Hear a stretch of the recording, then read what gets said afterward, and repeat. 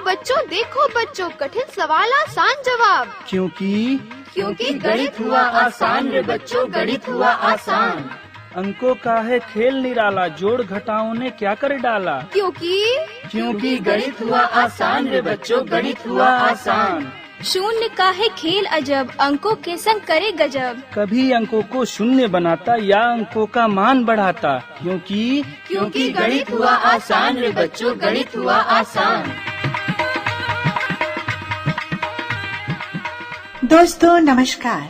90.8 अलवर की आवाज पर मैं आपकी मेजबान अल्पना बिश्नोई लेकर के हाजिर हूँ अब गणित हुआ आसान का एक और अंक। और आज के इस अंक में हमारे साथ हैं आईआईटी कॉलेज की असिस्टेंट प्रोफेसर अर्चना शर्मा, जो गणित को आसान करते हुए हमें बताएंगी आव्यूह यानी मैट्रिक्स के विषय पर।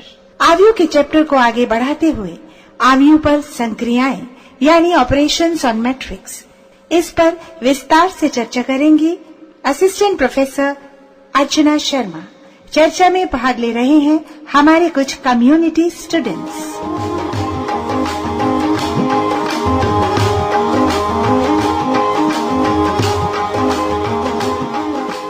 नमस्कार बच्चों।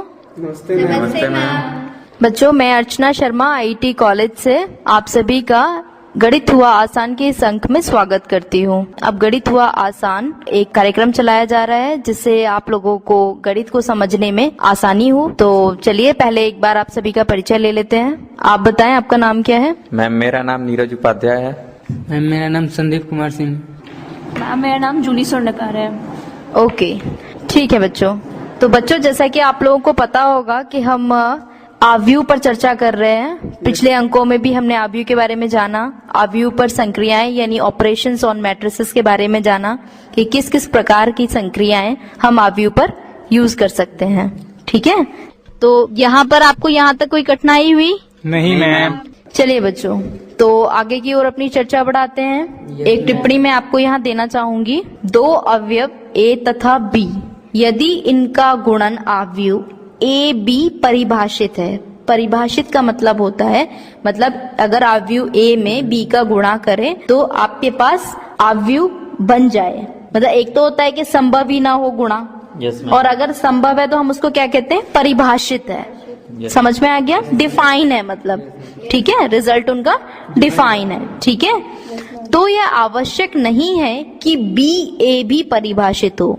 इसका अर्थ क्या हुआ? इसका अर्थ यह है कि जरूरी नहीं है कि अगर हम आव्यूह ए का गुणा आव्यूह बी से कर पा रहे हैं तो जरूरी नहीं है कि हम आव्यूह बी का गुणा ए से कर पाए, और करने पर वो परिभाषित मतलब वो डिफाइन भी हो, मतलब मल्टीप्लिकेशन हो ही ये जरूरी नहीं है।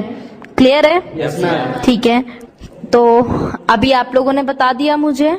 ठीक है, यदि ए बी परिभाषित है तो आवश्यक नहीं है कि बी ए भी परिभाषित हो। बिल्कुल सही। ठीक है, क्योंकि हम जानते हैं ए बी तथा बी ए दोनों ही परिभाषित होने के लिए ए के स्तंभों की संख्या तथा बी के पंक्तियों की संख्या समान होनी चाहिए, जबकि बी ए के लिए क्या होना चाहिए, ए के पंक्तियों की संख्या तथा बी के स्तंभों की संख्या कैसी होनी चाहिए, समान होनी चाहिए। ठीक है, अतः विशेष रूप से यदि ए तथा बी दोनों ही समान कोटि के वर्ग आव्यूह हैं। वर्ग आव्यूह जानते हैं ना आप लोग, जिनमें पंक्तियों की संख्या और स्तंभों की संख्या समान होती है। ठीक है, तो ए बी तथा बी ए दोनों परिभाषित होते हैं। ठीक है, क्योंकि अगर दोनों ही स्क्वायर मैट्रिक्स होंगे तो मल्टीप्लिकेशन कर सकते हैं ना इजीली।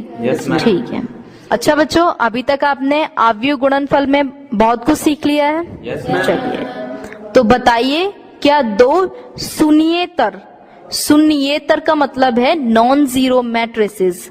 जीरो मैट्रिक्स मैं आपको पहले भी बता चुकी हूँ, एक ऐसी मैट्रिक्स जिसके सभी अवयव कैसे हो, जीरो हो, हम उसको क्या कहते हैं, जीरो मैट्रिक्स कहते हैं उसको। ठीक है ना, नल मैट्रिक्स भी कहते हैं उसको। ठीक है, तो मैं आपको यहाँ बताने जा रही हूँ कि अगर आप दो नॉन जीरो मैट्रिसेस का गुणनफल करते हैं, ठीक है, तो जरूरी नहीं कि दो non zero matrices non zero ही रिजल्ट दें, जीरो रिजल्ट भी दे सकती है। समझ में आ गया आप लोगों को?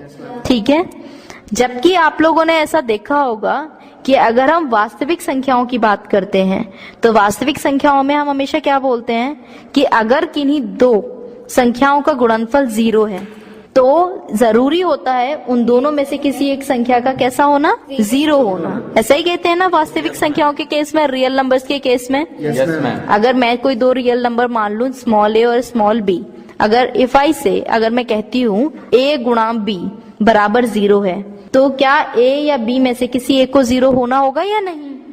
Yes ma'am. होना होगा। Yes, ma'am. लेकिन ये जो यहाँ पर ये जो रूल है वो अवयवों के लिए अनिवार्य नहीं है, ठीक है। इसीलिए हम यहाँ पर कह रहे हैं कि दो नॉन जीरो मैट्रिसेस, यानी कि वो मैट्रिसेस कैसी हैं, नॉन जीरो है, ठीक है, उनको हिंदी में कहते हैं शून्येतर, ठीक है, यस मैम। का गुणनफल भी एक शून्य अवयव हो सकता है, ठीक है। Yes. तो पहले मैं आपको एक एग्जाम्पल बता रही हूँ, वो एग्जाम्पल आप लोग लिख लें। Yes ma'am. देखिए, मैं आपको मैट्रिसेस दे रही हूँ जो नॉन जीरो मैट्रिसेस हैं, कोटि उसकी 2x2 ही है। तो अब आपको समझ में आ गया होगा कि किस प्रकार आपको अवयव लिखना है, ठीक है।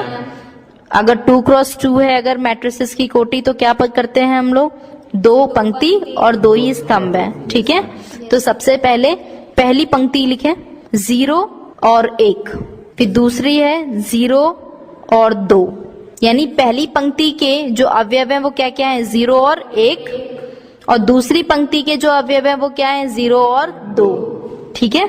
दूसरा अवयव लिखें, पहली पंक्ति के अवयव जो हैं वो लिखें 3 व 5, यस मैम। ठीक है। पहली पंक्ति के क्या क्या अवयव हैं, 3 और 5, क्योंकि जो दूसरी आप अवयव लिखने जा रहे हैं वो अवयव भी कैसा है, 2x2 का ही है, ठीक है। Yes ma'am. तो जो दूसरा अवयव है उसकी पहली पंक्ति के अवयव क्या है, 3 और 5। अब दूसरी पंक्ति के अवयव लिखें 0 0, ठीक है। Yes ma'am. और जैसा कि आप जानते हैं दो अवयवों का गुणा करने के लिए सबसे पहले आपको कोटि देखनी चाहिए। देखें जरा कि गुणनफल संभव है या नहीं। संभव है। पहले ये बताएं कि कोटि के अनुसार गुणनफल संभव है क्या? Yes ma'am. ठीक है। Yes ma'am. तो सबसे पहले क्या करेंगे गुणनफल देखने के लिए, पहली जो अवयव है उसकी पहली पंक्ति क्या है, 0 और 1। यस। दूसरी अवयव की जो पहली स्तंभ है वो क्या है, 3 और 0। Yes ma'am. तो गुणा करें पहली पंक्ति के अवयवों का किससे, पहले स्तंभ से। मतलब कहने का अर्थ यह है, मैं फिर से बता देती हूँ कि जो अभी अभी हमने अवयव लिखे हैं वो अवयव क्या क्या हैं, आप सारे एलिमेंट्स ज्ञात कर लेंगे जो गुणनफल आने वाला होगा। Yes ma'am. तो बताएं जल्दी जल्दी गुणनफल क्या आया है। मैम मेरा तो सारा 0 आ रहा है मैम। इसका अर्थ यह हुआ कि आपने जो नया अवयव बनाया है गुणनफल से वो सभी अवयव कैसे हैं, 0 0 हैं। Yes, ma'am. आप मुझे ये बताएं कि जो नया अवयव बनाया है आपने उसकी कोटि क्या है। मैम 2x2 है। ठीक है। Yes ma'am. चलिए, तो इसी प्रकार आपने देखा कि दो नॉन जीरो मैट्रिक्स की मल्टीप्लाई की और मिला क्या आपको, जीरो मैट्रिक्स, ठीक है। Yes ma'am. चलिए, समझ में आ गया आप लोगों को, ठीक है, आगे बढ़े। Yes ma'am.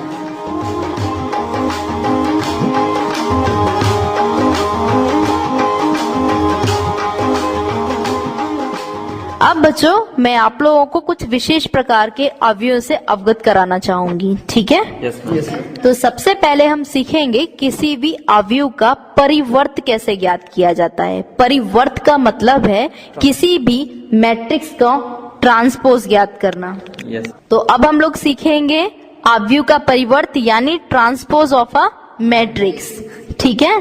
तो मैं पहले आपको एक बार बता देती हूँ कि किसी अवयव का परिवर्त किस प्रकार से ज्ञात कर सकते हैं, ठीक है। Yes, यदि आपके पास अवयव A है उसकी कोटि m क्रॉस n है, अर्थात अवयव A में पंक्तियां कितनी है, m, और आपके पास स्तंभ कितने हैं, n, ठीक है। Yes ma'am. तो अवयव A की पंक्तियों तथा स्तंभों का परस्पर विनिमय यानी इंटरचेंज, रो का कॉलम्स में, कॉलम्स का रोज में जो इंटरचेंज करने से प्राप्त होता है अवयव, उसको हम कहते हैं परिवर्त, ठीक है। Yes. अवयव का परिवर्त यानी ट्रांसपोज ऑफ ए मैट्रिक्स, ठीक है।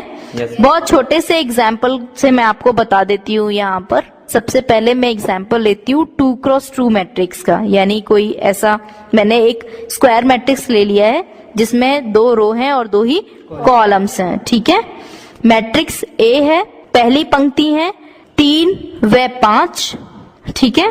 Yes. दूसरी पंक्ति है 0 व 1। अब यदि मुझे इस मैट्रिक्स का परिवर्त बताना है तो आप मुझे सबसे पहले मैं पूछूंगी आपसे कि यदि मुझे पहली पंक्ति को स्तंभ की तरह लिखना हो तो पहली स्तंभ में अवयव क्या क्या होंगे बताएं। तो अब आपको परिवर्त में इसको कैसे लिखना होगा, स्तंभ के रूप में। तो स्तंभ, दूसरा स्तंभ क्या होगा, 0 व 1। आप अच्छे से जानते हैं जब भी हम स्तंभ लिखते हैं वह ऊपर से नीचे की ओर होता है, और जब हम पंक्ति लिखते हैं तो वो हमेशा कैसा होता है, बाएं से दाएं की ओर। समझ आ गया आप लोगों को? ठीक है। किसी भी 2 अगर अवयवों का योगफल आप ज्ञात कर रहे हैं, उनका ट्रांसपोज किसके इक्वल होगा बताएं। देखिए, अगर हम किन्हीं 2 अवयवों का योगफल ज्ञात कर रहे हैं, उस योग का ट्रांसपोज, उस योग वाली जो आपके पास अवयव आएगी उसका जो ट्रांसपोज है वो किसके इक्वल होगा, ए के ट्रांसपोज प्लस बी के ट्रांसपोज के बराबर। किसके बराबर होगा, ए के ट्रांसपोज प्लस बी के ट्रांसपोज के बराबर। ठीक है। और इन सभी गुणधर्मों की अगर आप प्रूफ ज्ञात करना चाहते हैं तो कुछ एग्जाम्पल्स के साथ, न्यूमेरिकल एग्जाम्पल्स के साथ आप इन्हें प्रूफ भी कर सकते हैं, मतलब इनका सत्यापन कर सकते हैं आप। ठीक है बच्चों? Yes ma'am.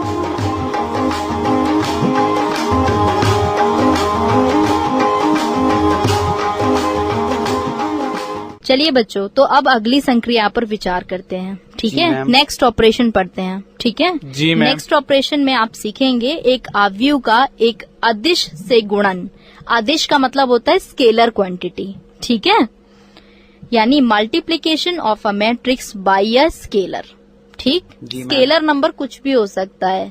ठीक है, 1 2 3 4 5। ठीक जी मैम। चलिए, मान लीजिए मोहन द्वारा पढ़ी गई किताबों को 2 गुना कर दिया जाए, तो सबसे पहले आपको ये पता होना चाहिए कि मोहन ने कुल कितनी किताबें पढ़ी हैं। जी मैम। ठीक है, तो मैं आप लोगों को एक बार बता देती हूँ। चलिए, सबसे पहले आप समझ लीजिए कि मोहन ने फिजिक्स, केमिस्ट्री और मैथमेटिक्स की अब तक ऑनलाइन कितनी किताबें पढ़ी, और रेफरेंस बुक जो उसने लाइब्रेरी से इश्यू कराई है कितनी पढ़ी। कितनी तरह की किताबें वो पढ़ना पसंद करता है, या तो ऑनलाइन पढ़ता है या फिर लाइब्रेरी से रेफरेंस बुक लेकर आता है। ठीक है, सब्जेक्ट कौन कौन से हैं, फिजिक्स, केमिस्ट्री और मैथ्स। ठीक है, तो मैंने आपको अवयव खुद से बनाकर दिया है। अवयव हम खुद दे रहे हैं आपको बनाया हुआ, जो सूचना एकत्रित की है हमने मोहन द्वारा, वो हम आपको अवयव रूप में बता रहे हैं। तो सबसे पहले जो हमने सूचना एकत्रित करके जो अवयव बनाया है, उस अवयव की कोटि 3x2 है। इसका मतलब दिशा उसमें कितनी पंक्तियां होंगी मैम? 2 बेटा, 3 पंक्तियां होंगी, क्योंकि हम कह रहे हैं 3x2। कितने स्तंभ होंगे अमित? मैम 2। बिल्कुल सही। तो हम सबसे पहले जो किताबें हैं, जब पंक्तियां हम कितनी कह रहे हैं उसमें 3, तो इसका मतलब सब्जेक्ट पंक्तियों में आएंगे या स्तंभों में आएंगे? पंक्तियों में आएंगे। पंक्तियों में आएंगे। तो सबसे पहली पंक्ति होगी फिजिक्स की, फिर दूसरी पंक्ति होगी केमिस्ट्री की, और तीसरी पंक्ति होगी मैथमेटिक्स की। क्लियर है? Yes ma'am. पहला स्तंभ होगा ऑनलाइन, दूसरा स्तंभ होगा reference book by library. Clear है? पहले वाला ऑनलाइन बुक्स, ठीक है, और दूसरा वाला कौन सा है, रेफरेंस बुक्स लाइब्रेरी। क्लियर है? पहला कॉलम और दूसरा कॉलम आपको समझ में आ गया? ठीक है, अब मैं आपको वो एलिमेंट्स यानी टोटल बुक्स की काउंटिंग बताने वाली हूँ यहाँ पर। ठीक है, तो सबसे पहले आप पंक्ति से लिखना शुरू करें, मतलब रो वाइज में आपको एलिमेंट्स बताने जा रही हूँ। पहली पंक्ति का पहला अवयव 9 है, दूसरा अवयव 6 है। दूसरी पंक्ति का पहला अवयव 6 है और दूसरा अवयव 5 है। तीसरी पंक्ति का पहला अवयव 13 है और दूसरा अवयव 10 है। ठीक है? जी मैम। चलिए,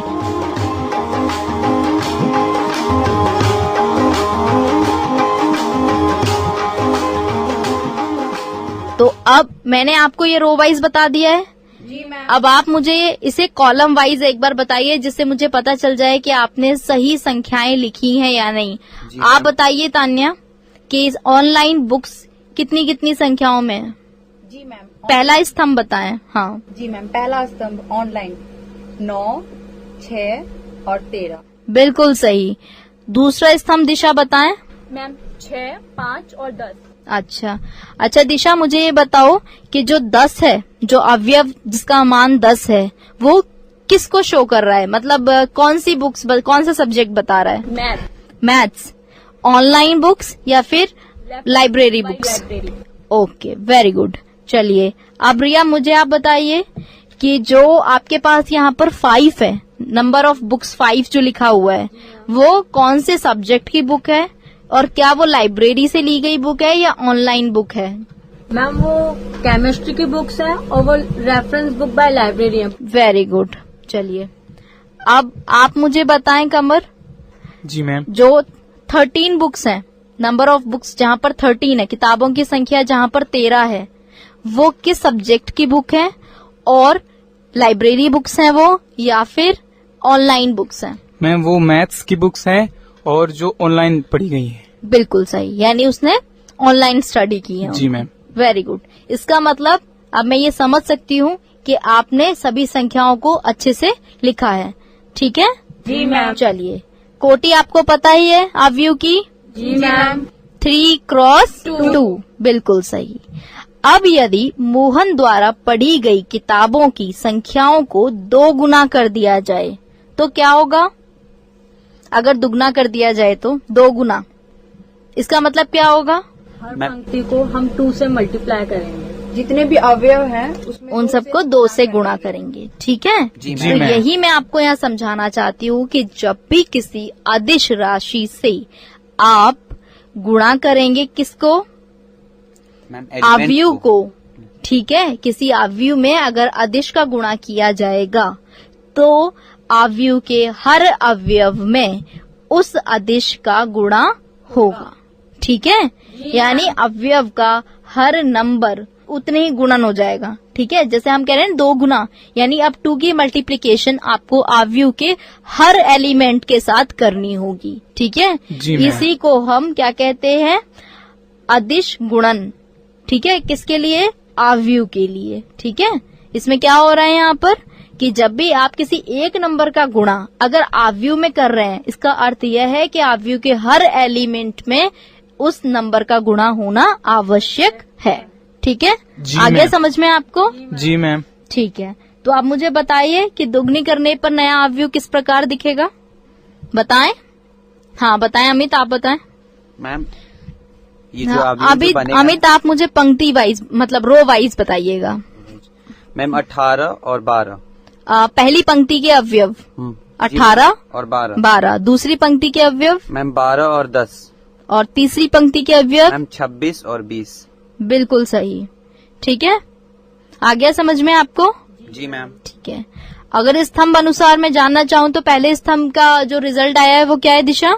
मैम 18, 12 और 26। दूसरे स्तंभ का रिया? 12, 10 और 20। तो तान्या आप मुझे बताइए कि अवयव में अदिश का गुणन करने के बाद कोटि पर कोई फर्क पड़ा है? नहीं मैम। कोटि वही है? जी मैम। ऐसा क्यों? क्योंकि मैम हम जितने अवयव हैं उसमें हम 2 से गुना कर रहे हैं। ठीक है, इसीलिए अवयवों की संख्या पर कोई भी फर्क नहीं पड़ा। पड़ेगा। बिल्कुल सही, अवयवों की संख्या उतनी ही रहेगी। ठीक है, बस मैम। अवयवों के मान बदल जाएंगे। जी मैम। है ना? ऐसा ही हो रहा है ना? जी मैम। चलिए, तो अब हम देखते हैं कि ये जो नया अवयव है ये पहले अवयव के प्रत्येक अवयव को 2 से गुणा करने पर प्राप्त हुआ है। ठीक है बच्चों? जी तो अब मैम। आपको समझ में आ गया कि कैसे हम अदिश राशि का गुणन अवयव से किया जा सकता है? जी मैम। ठीक है, तो क्या मतलब हुआ इसका? आप मुझे बताएं एक बार अमित, क्या समझा आपने? क्या मैंने अर्थ हुआ समझा इसका? हाँ मैम बताएं। मैंने समझा कि मैम जब किसी संख्या को स्केलर कोई भी स्केलर नंबर से मल्टीप्लाई अवयव को करते हैं, गुणा करेंगे। हाँ बताएं। तो वो नंबर उतने गुना से बढ़ जाता है। मतलब अवयव के प्रत्येक एलिमेंट में उसका गुणा हो जाएगा। हो जाएगा। बिल्कुल सही।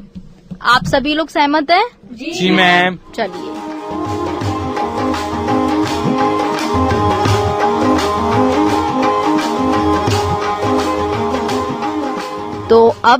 मैं आप लोगों को हिंट करूंगी, उदाहरण आपको खुद से बनाना है और मुझे उसका उत्तर देना है, ठीक है। चलिए रिया, आप सबसे पहले 3x3 कोटि की एक तत्समक आव्यूह बनाएं। इसका अर्थ यह है 3x3 ऑर्डर की आइडेंटिटी मैट्रिक्स बनाएं। सबसे पहले आपको क्या करना है रिया, एक 3x3 ऑर्डर की एक यूनिट मैट्रिक्स यानी आइडेंटिटी मैट्रिक्स लिखनी है। हिंदी में अगर मैं कहूँ तो 3x3 कोटि का आपको एक तत्समक आव्यूह बनाना है। आपने आव्यूह, आपको पता है 3x3 का तत्समक आव्यूह कैसा होता है? जी मैम। बताएं जरा, किस आव्यूह को हम तत्समक आव्यूह कहते हैं, बताएं। आइडेंटिटी मैट्रिक्स उसे कहते हैं जिसमें डायगोनल में 1 होता है और उसके अलावा जितने भी अव्यय होते हैं वो 0 होते हैं। अच्छा, तो रिया कहने का मतलब ये हुआ कि किसी भी आव्यूह के विकर्णों के जो मान है, विकर्ण पर जो संख्याएं आ रही हैं, वहां पर हर अवयव कैसा हो, 1 हो, मतलब संख्यात्मक मान कैसा हो उसका 1 हो, और बाकी सारे अवयव कैसे हो, 0। बिल्कुल सही। तो रिया आप मुझे एक बार बताएंगे, थोड़ा बोलकर पंक्ति वाइज बता दें जरा कि अवयव कैसे दिख रहे हैं, मतलब इसके तत्समक आव्यूह के बताएं। मैम पहली पंक्ति का अव्यय है 1 0 0, दूसरी पंक्ति के अव्यय है 0 1 0 और तीसरी पंक्ति के अव्यय है 0 0 1। बिल्कुल सही। और इसकी कोटि है 3x3, क्योंकि यहाँ पर जो नंबर ऑफ रोज हैं उनकी संख्या जो है वो नंबर ऑफ कॉलम्स के इक्वल है। बिल्कुल सही, यानी पंक्तियों की संख्या और स्तंभों की संख्या समान है यहाँ पर, ठीक है। अब इस 3x3 की जो मैट्रिक्स मैंने अभी आपको दी है, अगर इस मैट्रिक्स में 3 का गुणा करना हो, संभव है? जी मैम। कर सकते हैं गुणा? जी मैम। क्या आएगा रिजल्ट, बताएं। पहली पंक्ति में पहले मुझे आप ये बताएं कि गुणा करने पर मतलब कैसे गुणा करेंगे, अभी सीखा ना आपने। हम हर एलिमेंट में, हर पंक्ति में 3 से गुना करेंगे। कहने का मतलब ये है कि जो अवयव अभी आपने लिखा है उसमें आप हर अवयव को 3 से गुणा करेंगे, और जो नया अवयव बनेगा वो अवयव कैसा होगा, 3 इंटू, मतलब 3 का ही अवयव होगा, और वो अवयव कैसा होगा, एक नया अवयव बन जाएगा वो, ठीक है, जो हमें कब प्राप्त हो रहा है, 3 का गुणा करने के बाद। चलिए बताएं क्या आएगा रिजल्ट में। पहली पंक्ति में आएगा 3 0 0, दूसरी पंक्ति में आएगा 0 3 0 और तीसरी पंक्ति में आएगा 0 0 3। अच्छा कमर, क्या रिया ने सही आंसर दिया है? जी मैम। चलिए, अच्छा कमर एक बात बताइए, अगर हम 3 की जगह 1/3 लें, 1/3 लें, तो क्या हम गुणा कर सकते हैं, संभव है? जी मैम। क्योंकि 1/3 भी अदिश ही है। जी मैम। ठीक है, तो बताइए कमर रिजल्ट कैसा हो जाएगा। मैम पहले स्तंभ में 1/3 0 0, दूसरे स्तंभ में 0 1/3 0 और तीसरे स्तंभ में 0 0 और 1/3 हो। ठीक है, बिल्कुल सही।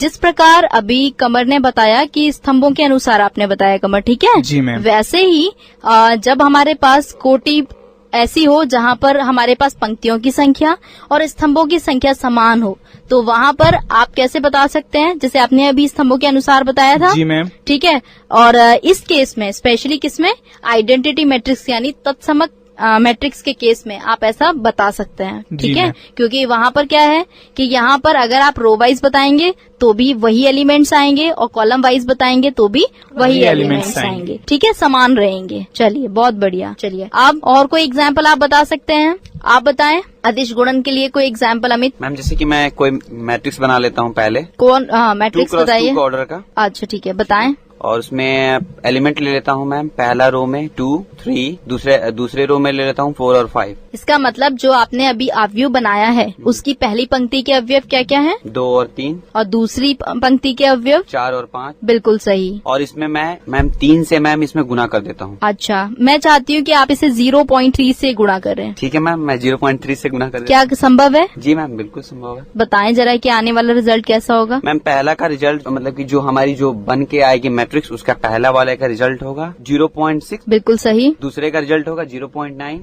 तीसरे का रिजल्ट होगा 1.2। हाँ बोलते और रहिए। चौथे का रिजल्ट होगा 1.5 1.5 अच्छा 1.5। इसका मतलब यह हुआ कि आपने जो पहली पंक्ति है, पहली पंक्ति के अवयव में 2 और 3, जी तो मैम। 2 में गुणा किया 0.3 का, जी से। 3 में भी गुणा किया 0.3 का। इसी प्रकार आपने दूसरी पंक्ति के पहले अवयव 4 में और- गुणा किया 0.3 का, और दूसरे अवयव में गुणा किया, यानी अवयव क्या है 5, 0.3 का। 3 से। तो अतः जो हमको रिजल्ट मिला है यहाँ पर, जो उत्तर हमको मिल रहा है यहाँ पर, वो कैसा है, गुणन विधि से हमने गुणा कर लिया सारे संख्याओं को। जी तो मैम। जो हमारे पास जो नया अवयव आया है उसकी कोटि वही रहेगी, बताएं जी दिशा? जी मैम। वही रहेगी कोटि। क्या है कोटि? 2 into 2। बिल्कुल सही। तो 2 into 2 वाली जो नया अवयव बनाया है, उसकी पहली पंक्ति का पहला अवयव क्या हो जाएगा दिशा? 0.6। ठीक है, चलिए दूसरा बताएं, पहली पंक्ति का दूसरा अवयव बताएं। 0.9। 0.9 ये कब मिला आपको? जब आपने 3 में 0.3 का गुणा किया है। ठीक है, इसी प्रकार जो दूसरी पंक्ति का पहला अवयव होगा वो होगा 1.2, क्योंकि हमने 4 में 0.3 का गुणा किया है। ठीक है, इसी प्रकार दूसरी पंक्ति का जो दूसरा अवयव है यानी कि 5 गुणा 0.3 यानी 1.5। ठीक है, समझ में आ गया? जी मैम। चलिए अब आपके पास ये जो मैट्रिक्स अभी आई है, इस मैट्रिक्स को एक बार मैं फिर से दोहरा देती हूँ। इस मैट्रिक्स में 2 पंक्तियां हैं और 2 ही स्तंभ हैं। पहली पंक्ति के जो अवयव हैं वो है 0.6, 0.9। दूसरी पंक्ति का पहला अवयव 1.2 और दूसरा है 1.5। क्या इस अवयव में 1x2 अवयव को जोड़ा जा सकता है? No ma'am. नहीं मैम। कमर बताएं क्यों नहीं जोड़ सकते? क्योंकि मैम दोनों की कोटि अलग हो जाएगी। बिल्कुल सही, क्योंकि 2x2 में 2 पंक्तियां और 2 स्तंभ हैं, और 1x2 में आप बताएं कमर? 2 पंक्तियां और 1 स्तंभ है। 1x2 1x2 इसका मतलब एक पंक्तियां पंक्ति कितनी हैं? 1, और स्तंभ कितने हैं? 2 और जोड़ना संभव नहीं। है। ठीक है, वेरी गुड। चलिए, तो इसी प्रकार अब आप प्रैक्टिस कर सकते हैं, जी मैम। योगफल भी ज्ञात कर सकते हैं, जी मैम। और आप बता भी सकते हैं कि कैसे हम आदिश को किसी भी अवयव में मल्टीप्लाई कर सकते हैं। ठीक है, क्योंकि आदिश का मल्टीप्लिकेशन का मतलब क्या है कि उस अवयव में के हर अवयव में उस आदिश क्वांटिटी का मल्टीप्लिकेशन करना। ठीक है, जी मैम। तो आपको समझ में आ गया अच्छे से? जी मैम। चलिए, तो फिर आज के लिए इतना ही। अगले अंक में फिर से आप लोगों के साथ बात करेंगे। तो क्या आप लोगों की कुछ क्वेरीज सॉल्व हो रही हैं इससे? Yes ma'am. अब आप अच्छे से आधार बन पा रहे हैं आपका गणित के लिए? Yes ma'am. चलिए, तो यहाँ पर आपको यहाँ तक कोई कठिनाई हुई? नहीं मैम। नमस्कार। नमस्कार मैम। Thank you.